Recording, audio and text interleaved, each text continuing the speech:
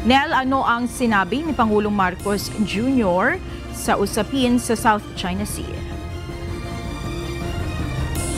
Yes, Monica, nanawagan si Pangulong Ferdinand Marcos Jr. sa Association of Southeast Asian Nations o ASEAN na umaksyon na para sa pagsasapinal ng Code of Conduct sa South China Sea.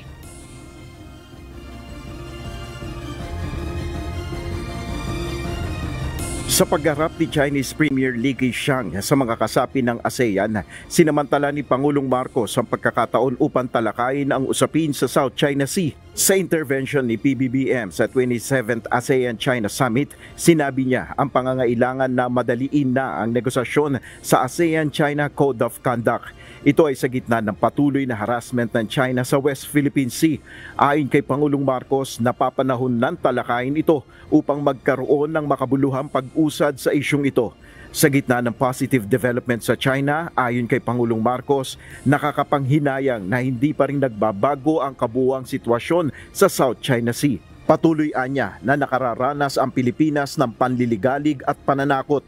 Ibinahagi rin ni Pangulong Marcos ang laser incidents na naranasan ng mga sibilyang mangingisda at eroplano ng Pilipinas ng People's Liberation Army ng China. Naninindigan si Pangulong Marcos na ang iligal na aksyon na ito ng Beijing ay nagpapakita ng patuloy nitong pagbabaliwala sa international law, partikular na sa United Nations Convention on the Law of the Sea o UNCLOS at 1972 Convention on the International Regulations for Preventing Collisions at Sea o COLREGs. Sa gitna naman ng patuloy na intimidation ng China, tiniyak ni PBBM ang patuloy na pagpapalalim ng ASEAN-China relations. Samantala, tumangging kumpirmahin ni Pangulong Marcos ang kanyang intervention sa retreat session ukol sa umano'y panawagan niya sa ASEAN na huwag magbulag-bulagan sa iligal at agresibong aksyon ng China. Sir, sinabi niyo po sa intervention na huwag magbulag-bulagan sa China. It is improper for me to disclose anything that was mentioned in the closed session. We leave it to the chairman and his staff to decide what should be publicized.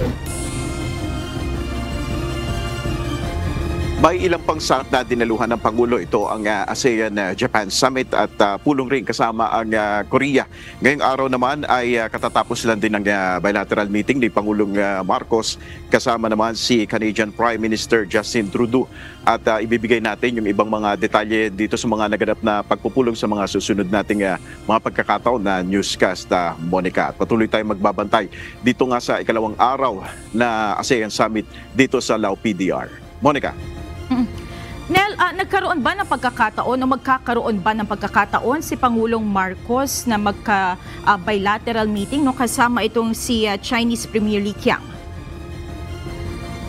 Wala pang kumpirmasyon, Monica, sa atin kung magkakaroon sila ng bilateral meeting. 3 pa lang sa ngayon ang nasa listahan na nasa bilateral meeting ni Pangulong Marcos. Yan ang Canada, New Zealand at saka Japan. Sa ngayon, hindi pa kinukumpirma sa atin ng DFA na kung may nadagdag doon sa listahan. Pero mag-aabang tayo sa mga susunod na araw dahil hanggang bukas sa ikatlong araw ng ASEAN Summit, yung last day ay may mga pagkakataon pa at titignan natin kung may mga magaganap pang mga pagpupulong dito sa sidelines ng ASEAN Summit. Monica.